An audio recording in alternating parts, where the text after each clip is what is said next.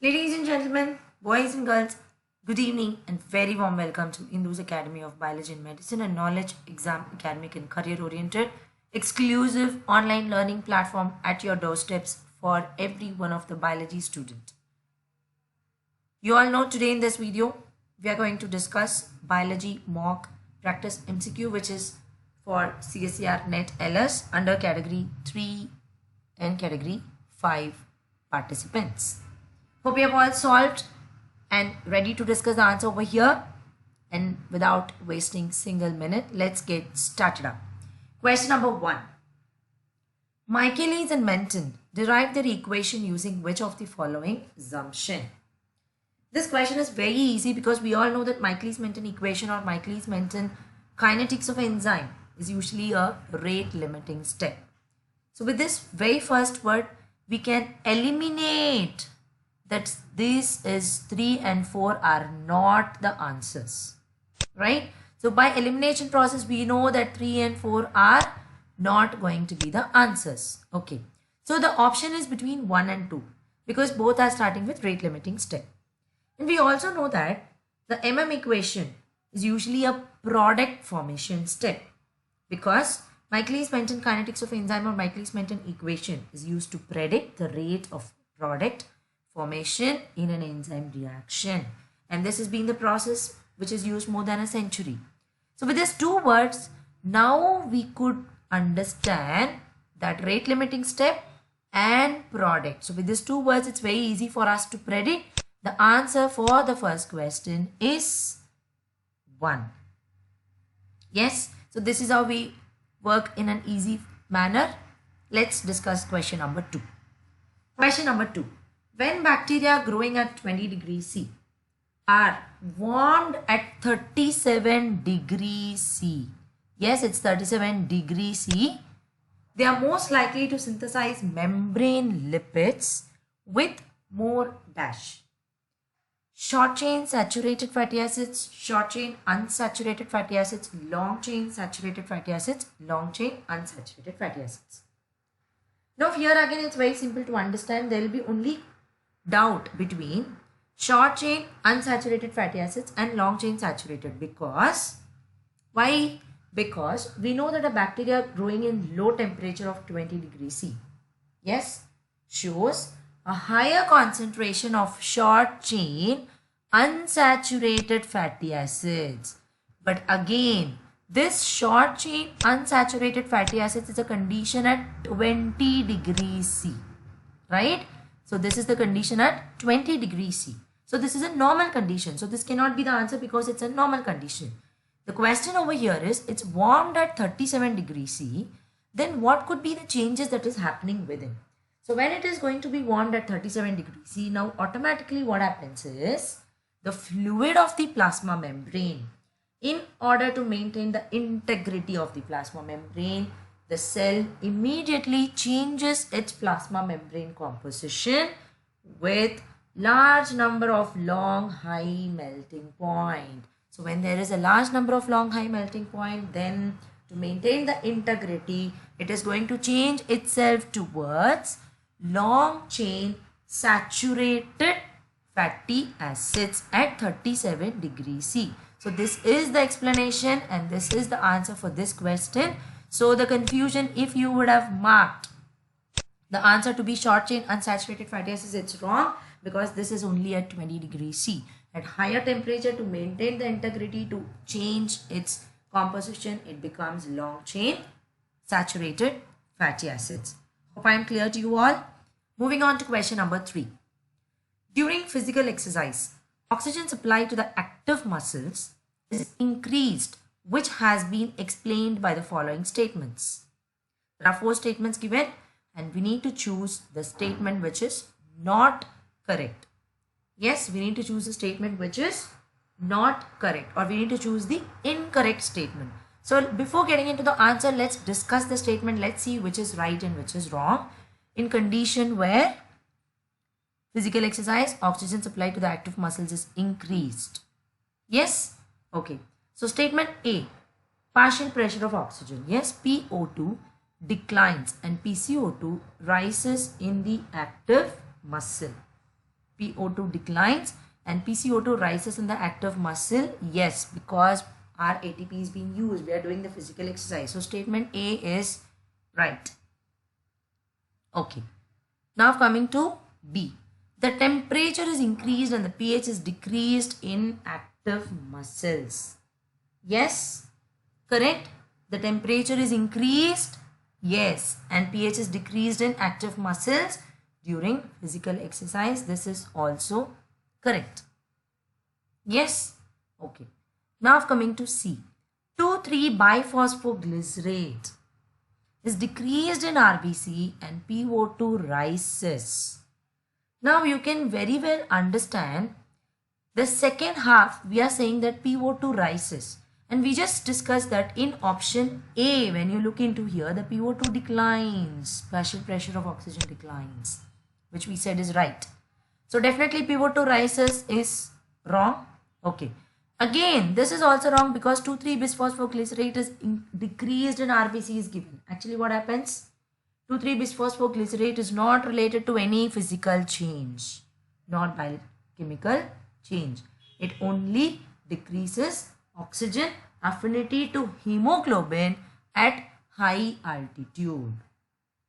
Correct? So there is nothing to do with the RBC. 2,3-bisphosphoglycerate is not related to a physical change or biochemical change. It only decreases oxygen affinity to hemoglobin at high altitude, and it is not or nothing to do with RBC. And PO2 does not rise, PO2 decreases. So we all know now that statement C is wrong, which means accordingly statement C is right. According to this particular question, this is incorrect. So this statement C is right. Statement D. Metabolites accumulating in the active muscles increase the affinity of hemoglobin to oxygen. Here you need to understand the metabolites accumulating in the active muscle. What exactly happens? Decrease the affinity in this place. In the place of increase, actually you should have decrease. Yes, because lactic acid gets accumulated after exercise.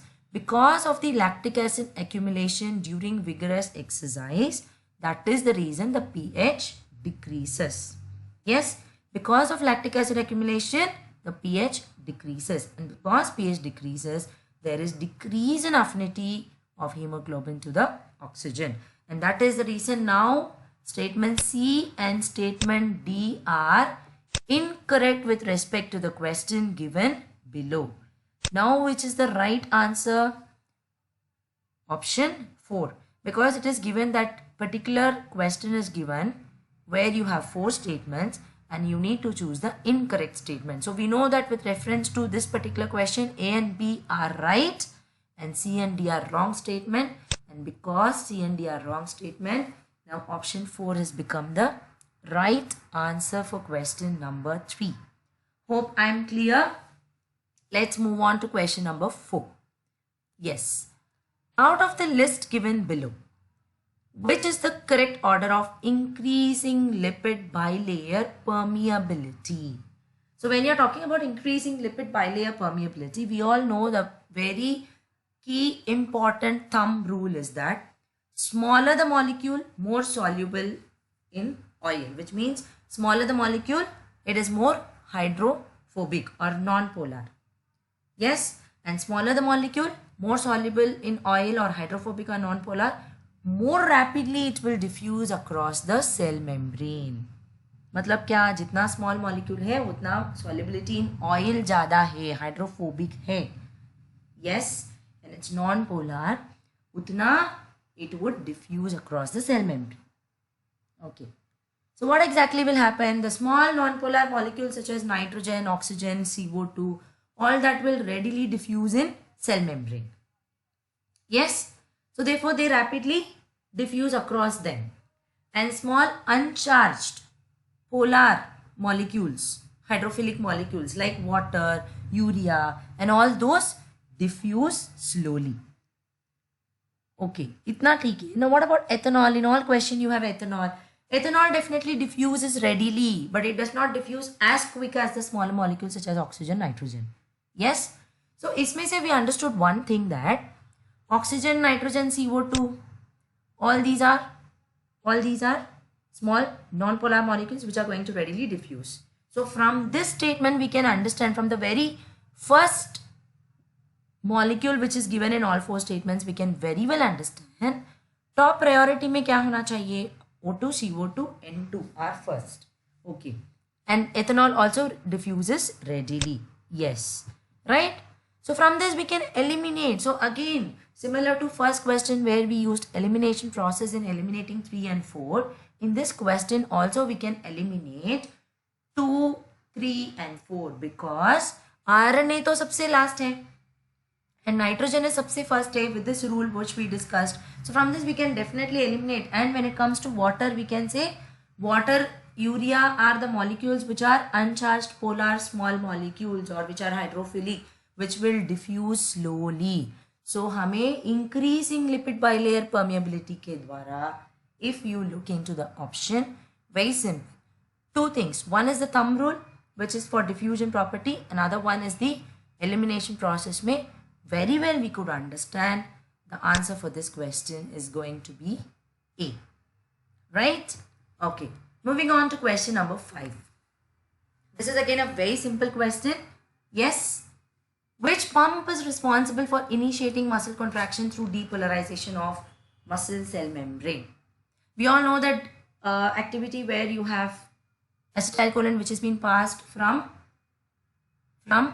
yes, your brain through neuromuscular junction, it reaches the acetylcholine reaches the sarcolemma of the muscle. Once acetylcholine reaches the sarcolemma of the muscle, we all know that, ATP ADP interaction, actin myosin gets sliding, actin slides over the myosin, and by actin sliding over the myosin we get the muscle contraction, and where calcium is also involved, magnesium ions are involved. But the question over here is, yes, sodium, potassium, calcium, magnesium all are involved into this process. But the question over here is, which pump is responsible for initiating the muscle contraction through depolarization of muscle cell membrane? Initiation किसके द्वारा होते? For initiation, you need the signal, or you can say you need the input from your brain into the muscle, and for that nerve impulse चाहिए. To initiate the nerve impulse through synaptic vesicles, you definitely need the influx of sodium pump into the axon layer, because we all know that at resting stage the charge is minus 70 MV and it is said to be polarized. Once the impulse is started generating, that it moves the acetylcholine from through synaptic vesicles to muscle, जिसमें से you need more of sodium inside and potassium outside, which means the axon inside would change from negative to positive and outside becomes negative. So the first initiator is definitely influx of sodium pump. So is the answer 1, sodium pump for this. Hope I am clear again.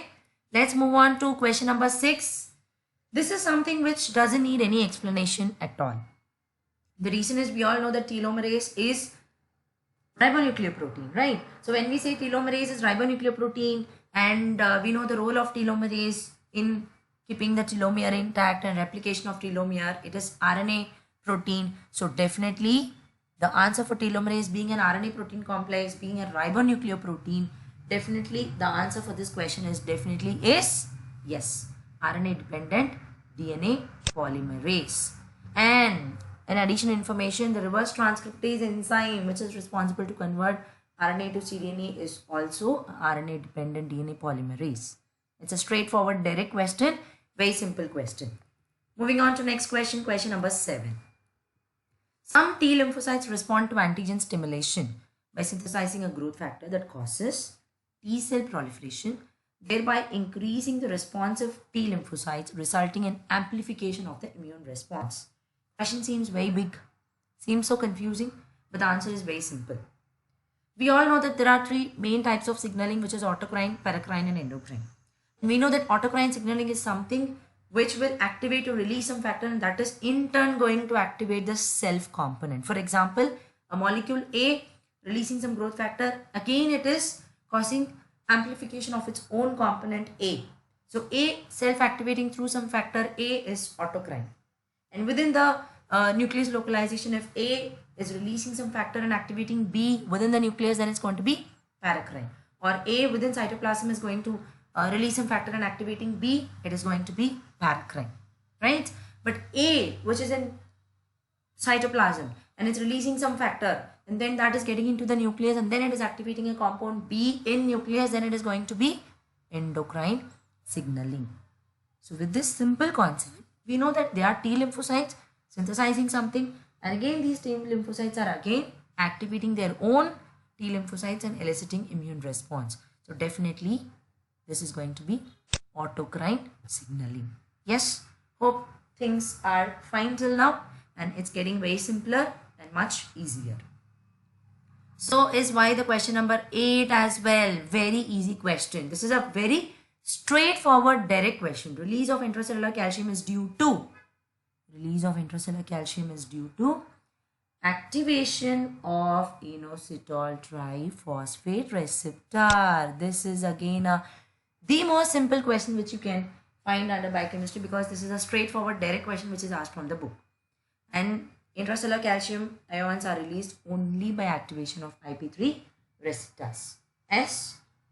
Okay. Next, moving on to question number 9. This is again a very easy question. This is a very common question also under immunology, because always the students have confusions. You have T helper cells and you have TC cells. You have MH1, you have MH2, you have CD4, you have CD8. So whenever we talk about T helper cells or TC cells, and whenever we talk about CD4, CD8 markers, and whenever we talk about major histocompatibility complexes 1 and 2, there is always a way far confusion कि TH4 के लिए MHC 1 है क्या 2 है, THC के लिए MHC 1 है क्या 2 है, किस मार्कर किसके लिए. So there is always a confusion, and I'll tell you very simple cheese to understand.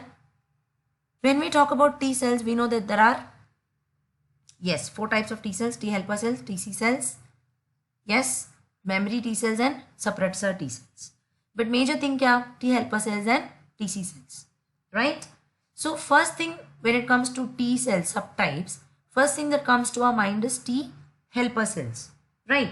So T helper cells, first के लिए second, second के लिए first. This is how you need to remember. मतलब for T helper cells, it's MHC class 2. First क्या cell आ रही है? When it comes to T cell, the first thing that comes into your mind is T helper cells. Correct? First is T helper, then is TC, because T helper cells ही हमको TC cells को activate कर रही है.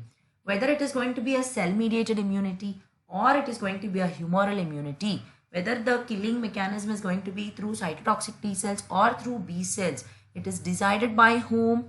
By your T helper cells. So T helper cells comes first.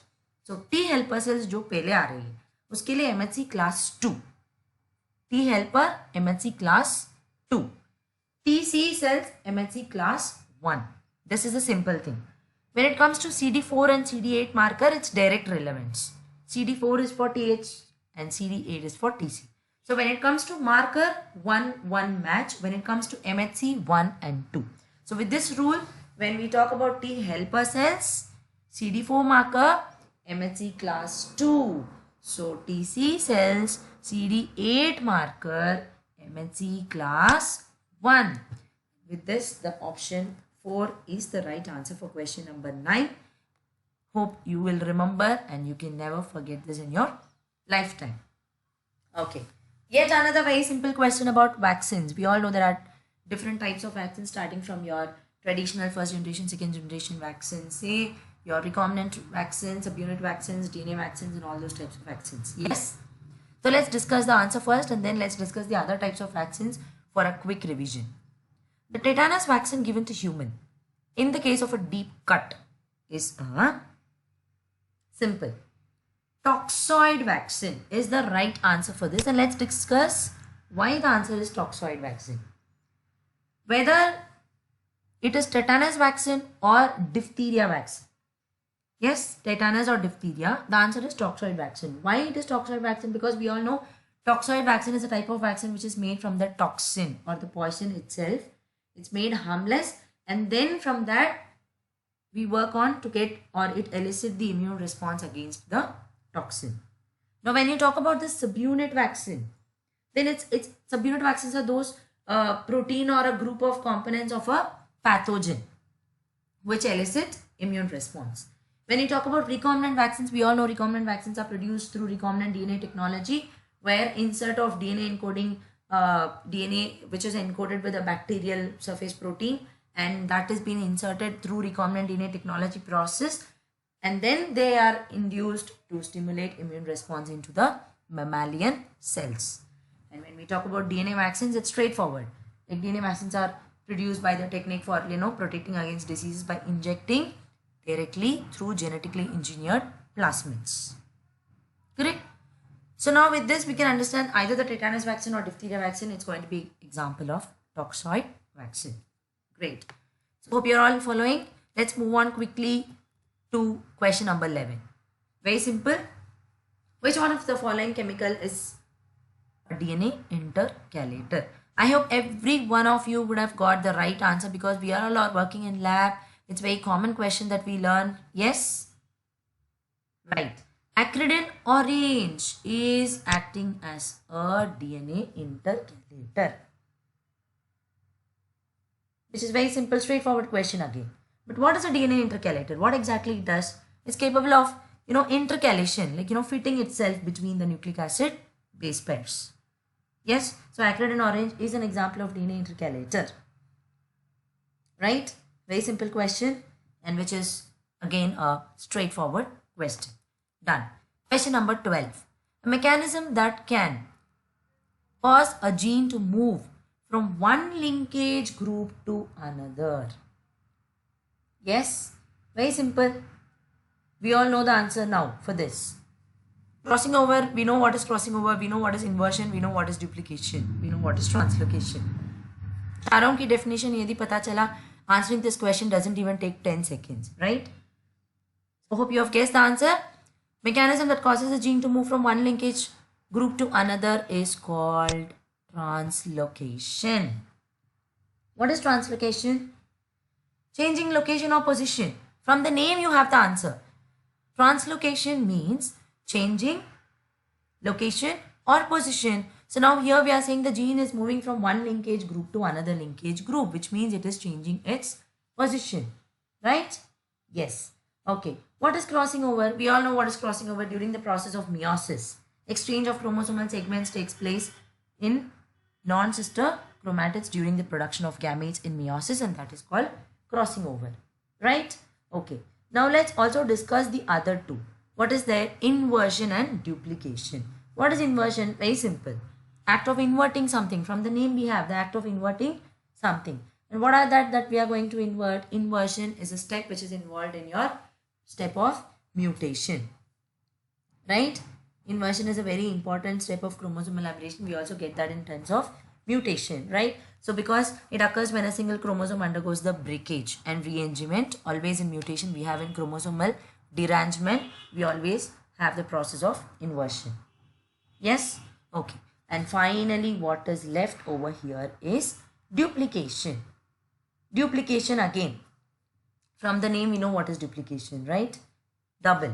Yes? So how do we call this duplication in terms of normal DNA formation or duplication in terms of mutation? When you talk about duplication in terms of mutation, we all know that it is involving with duplicating something, which means production of one or more copies of a gene. Yes? And this duplication is also a very important process of evolution. Only then evolution occurs. And in mutation, again, by copying it, one or more copies of the genes are formed. Thereby sometimes duplication and inversion also leads to very important steps of mutation. Okay, done. Question number 13. Question number 13, we are talking about specification. So please read this question. If you remove a set of cells from an early embryo, you observe that the adult organism lacks the structure that would have been produced from those cells. These organisms seems to have undergone. What is the answer? We all first have to understand one thing from here. let us discuss the term specification. Now, why are we discussing the term specification over here? Because that is what is in all options. The specification means it is act of identifying something precisely. Yes? Okay. What are you going to identify something precisely? Autonomous, conditional, morphogenic, and syncytial. Now with this we all know what are we talking here about. Hope you have guessed the answer. Let me tell you the answer over here and then we will discuss what is autonomous specification. Now question number 13, directly the answer is over here. This is a straightforward definition. Why? Because with this word of differentiation you can see autonomous specification is a form of specification where this particular cell is able to differentiate on its own without any external factor. That is what over here you're removing a set of cells from embryo and you're observing that it would have produced the structure, yes, by own cells, but there is no lack of structure, but they are able to produce, yes, their own cells. Adult organism lack the structure that would have been produced from those cells. Definitely then this is going to be autonomous, because autonomous are those without any external signal. This particular expressing the protein of mature cell without receiving external signals. And from here you can also say what is conditional specification. What is conditional specification? From here we can understand this is something opposite to autonomous, in contrast to autonomous specification. Here you definitely need an extrinsic process. Hope you understand. Here we definitely need a extrinsic process for it to continue.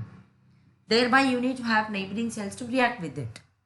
Yes, so this is very opposite to your autonomous specification. Now again, let's discuss about the third one, which is morphogenic specification. We all would have learned morphogenic differentiation, morphogenic movement. Yes, morphogenic genetic variations. So morphogenetic movements are those in embryo when ectoderm, mesoderm, endoderm, germ layers are formed. We talk about it. But again, when it comes to embryo, morphogenetic determinants are there, right? There are something called as morphogenic determinants, where they are placed in different regions of the egg cytoplasm, and then these determinants are specified by the specific types of cells and they give a morphogenic response. And finally coming to syncytial specification. Syncytial, from the word you can understand syncytial is something to do with nucleus, right? Very simple, syncytium, because the word syncytium means many nucleus. So again we know that due to incomplete cell division or lack of cell division, what happens after fertilization? The cell will have more nucleus. So that is called as syncytial specification. Hope it's clear. So with that definitions, we know that this particular answer is autonomous specification. Right. Now coming to question number 14. Question number 14 seems to be very big, very difficult, but it's actually very easy. Let's discuss over here. The question what is asked over here is that we are going to talk from the statement the factor that could affect the interaction and prevent fertilization. So here we are talking about a normal fertilization of sea urchin. Please don't forget, because in fertilization of human being we need the factor, I know it is called fertilizin. There is a complex where fertilizin and anti-fertilizin complexes are formed together for fertilization. Similarly, in sea urchin we also have something called as bindin, which is playing a very important role to create fertilization. This is already known in developmental biology. Fertilization in sea urchin you would have learnt. The question over here is, the following factor could affect the interaction. So they are saying here is, which one of the combination is right in interacting and preventing the fertilization? Okay. So now for this we need to discuss which is going to cause fertilization. What is going to cause fertilization? Very simple. The sperm will bind to the egg through a ligand reaction between the receptor in its vitelline membrane. Correct? We are going to, now we will understand first the process. Once we understand the process, we will know what is removed or what is interrupted. Fertilization is prevented. So we all know in sea urchin what exactly happens. the sperm will bind to the egg through a ligand reaction between the receptors of the egg's vitelline membrane. And then the fusion of plasma membranes of pronucleus of sperm and eggs happens. So this particular reaction in sea urchin, as I told you, is mediated by bindin. Correct? So now we know that the simple thing is egg's vitelline membrane, bindin. These two words are very important over here. Right? These two words are very important over here. So now removal of egg jelly polysaccharides. Yes, because the egg jelly polysaccharides, the egg jelly is very important over here. The acrosome in the sperm is binding only to the egg jelly. So definitely if the egg jelly polysaccharides are removed, then what will happen over here? The acrosome reactions do not happen because the acrosome reaction binds.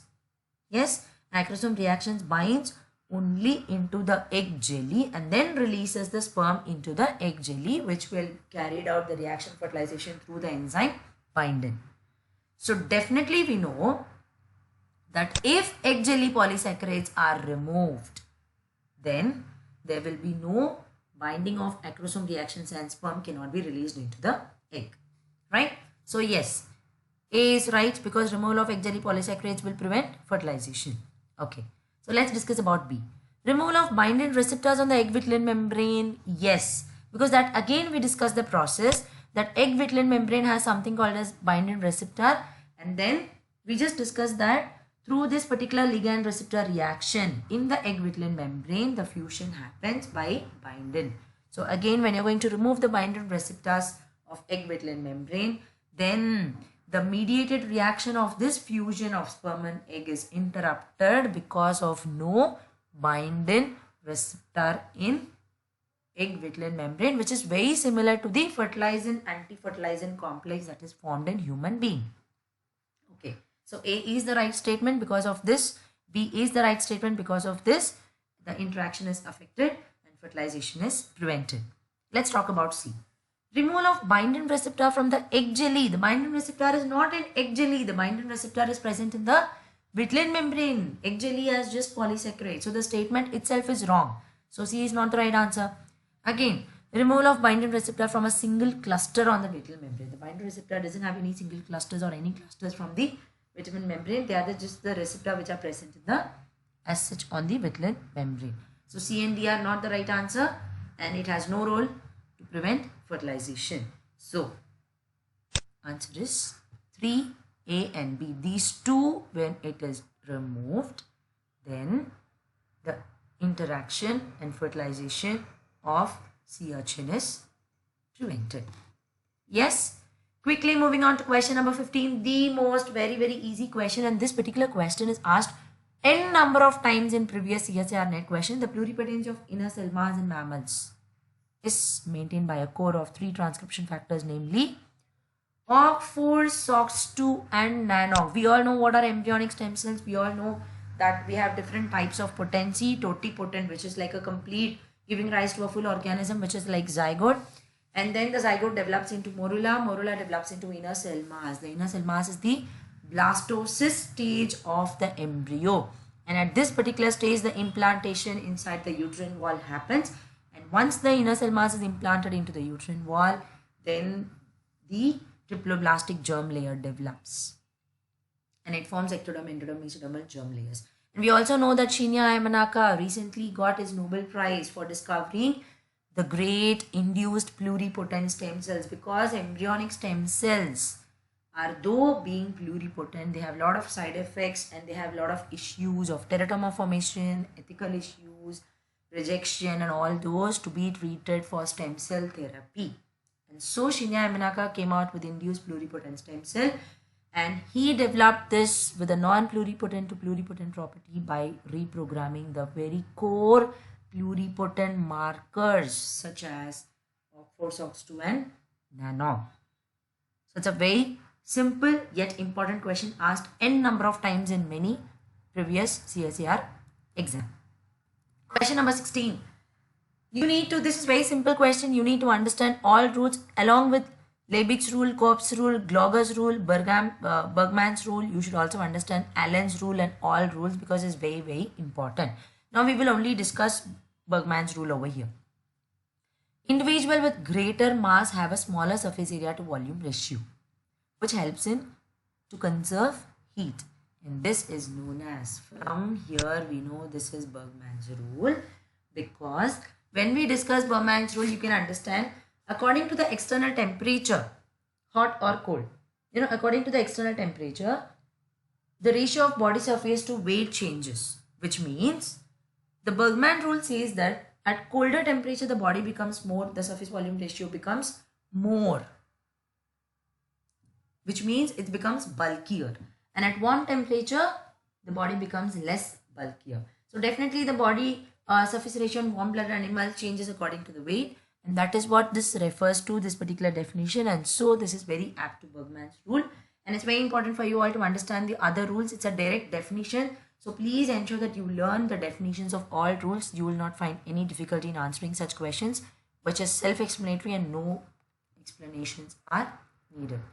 Last 2-3 minutes, moving on to question number 17. In the process of nitrification by organisms, respective bacteria A and B in the following reactions are. Very, very simple question. You need to understand nitrogen cycle because you have to understand every step. Nitrification, ammonification, denitrification, nitrogen fixation. All these are the steps of nitrogen cycle. It's very important, very easy. Since your 11th standard, we've been learning phosphorus cycle, biogeochemical cycle, nitrogen cycle, carbon cycle, oxygen cycle. All these are, whether you are going to be a NEET student or a UG, PG, NET or anything, these are going to play a very important role. And now with this, directly you all know the process of nitrification by organism. Nitromonas and nitrobacter are very important. Yes? Okay. Respective bacteria A and B, why? Because in the process of nitrification by organisms, yes, nitrosomonas and nitrobacter are very important. Right. Question number 18.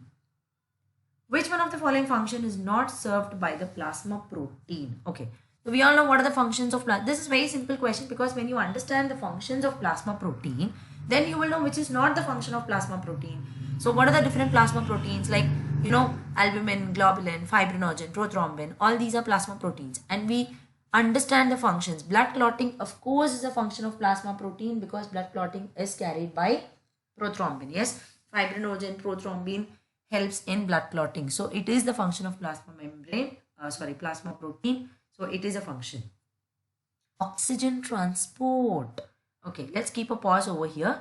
Oxygen transport is the right answer, but we will discuss why oxygen transport is not the function of plasma membrane, plasma proteins after we discuss 3 and 4. Hormone binding and transport. Is it the function of plasma protein? Yes.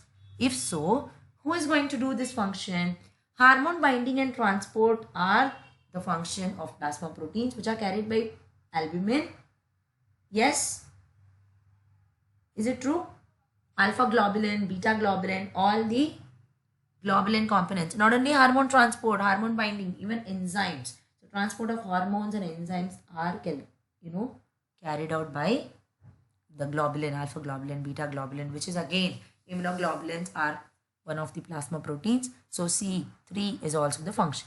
Buffering capacity of blood, which means osmotic balance or osmotic pressure. So buffering capacity is the most important, or maintenance of osmotic balance or maintenance of water ratio in the body. All these are very important factors of plasma protein. Osmotic pressure, osmotic balance, all these, which are again carried by albumin. Yes. So buffering capacity of blood is a function of plasma protein. But oxygen transport is not the function of plasma protein. Oxygen transport is a function of RBC. RBC contains hemoglobin, and the oxygen which we respire is going to bound to hemoglobin, and then it binds as oxyhemoglobin, and then it is taken into our cells where we have electron transport system working on production of ATP. So oxygen transport is not the function of plasma protein. Last but one, menstrual blood does not clot due to higher levels of. It's very simple. Very, very simple. You can simply do this by elimination process. We all know that heparin is a clotting substance, right? Anticlotter. Yes? Heparin is an anticoagulant. And this heparin anticoagulant is present in the body on its own naturally. And when it comes to when it comes to fibrinogen and prothrombin. Fibrinogen and prothrombin are very, very important factor in blood clotting factors. It is responsible for blood clotting mechanism. So menstrual blood do not clot because of the presence of plasmin is the right answer. Why it is plasmin? Because it is an important enzyme which is present in the blood that degrades many blood plasma proteins including fibrin clot. So because of the plasmin, even if there is the clot that is formed, plasmin is responsible for breaking the fibrin clots, and so due to presence of plasmin, they do not form clots as it degrades the clots which is formed. Last question, a mother of blood group O has a group A child. Father could be of blood type what? Okay. Now, the father could either be A, B or AB. Itna to you will understand. But it cannot be B because the child is already A. So we need to just do we all know that phenotypic and genotypic ratio. IO का isotype क्या होते? O blood group का IO, right? Child का A blood group का क्या isotype होते? IAIO. Yes. So when the child blood group isotype is IAIO and mother's is IOIO. So you have to have something of father's blood group which could either be of a A or be of a O or be of a B. But if the father blood group is O, then again the isotype of father will be IOIO and IOIO. Mother blood group is O, father blood group is O. Again automatically the child blood group will be O. इसीलिए ये option नहीं आएगा. Correct. O का जो हो ही नहीं सकते क्योंकि फादर का भी यदि O है, मदर का भी O है, ऑफ कोर्स चाइल्ड का O ही हो सकते क्योंकि दोनों के आइसोटोप IOIO. सेकेंड ऑप्शन ले लो खाली A. खाली A है तो विच मीन्स क्या? Yes, it could be 2 because isotype of father is IAIO. Yes, so O would have combined with A and it forms A, and O combined with O, it forms O. So if it's only A, then child could either be A or O. So A only could be option, but we have to keep this on hold because we have to discuss the third option. A, B आ सकते क्या? Yes, इधर A, B आ सकते. क्यों? क्योंकि when the father blood group is AB, please understand what is the isotype of this? IAIB. IAIB father blood group, IOIO mother blood group. Now the O will combine with A, the child would be A. If the IO combines with B, the child would be B. So either be AB may be, the possibility of a child being A is there. So ऐसा नहीं है कि only A आ सकते, nor only A भी आ सकते. They are possible. A भी हो सकते, right? इधर A भी हो सकते, A B भी हो सकते. क्योंकि I इसमें क्या होते? इसमें होते I सुपरस्क्रिप्ट में it will be IA and again I O, right? Homozygous and heterozygous में हमें पॉसिबिलिटीज होमोजाइगस ही लेंगे. और इधर क्या होते थे? I सुपरस्क्रिप्ट में A और I, yes, I B, right? Let's put this into. Now mother का क्या हुआ? इधर let's commonly put IO. Let's put it in superscript for you to understand. I hope you have already understood, but let's keep it this way. Now in this O will combine with this A, still you get blood group A. This O will combine with this A, still your blood group is A. So ये भी हो सकते for a group A child. इसीलिए answer is A or AB. I hope you are clear with what I said. This blood grouping questions are very, very important. And it is very important to understand that all permutation combination you need to understand. So sometimes this is also directly asked. Mother blood group is O, father's blood group is AB. What could be child's blood group? Sometimes father blood group is A, child blood group is O. What is could be mother's blood group. So hope it's clear. Hope I've discussed all 20 questions are here. If there's any doubt, please let me know either in the comment box or kindly WhatsApp me at 8788382033 so that we can discuss more. And see you soon with the next set of MCQ competition biology ke liye. Be ready, all 5 category students. All the very, very best. Thank you so much for your time. And let me meet you soon with a wonderful tips very soon in our YouTube channel, IABM Space Online Bio. And the tips which I'm going to give you very soon is how to study biology with ease. 5 rules to follow strictly. This is what we're going to discuss shortly in a couple of days. I'm going to post this video topic on how to study biology with ease, 5 rules to strictly follow. Yes, stay tuned to IABM Space Online Bio. And with this, I'm signing off. Me here, Dr. Indumati Somsundaram. See you soon with next set of NEET Biology MCQ discussion questions. All the very best. See you. Take care. Bye-bye.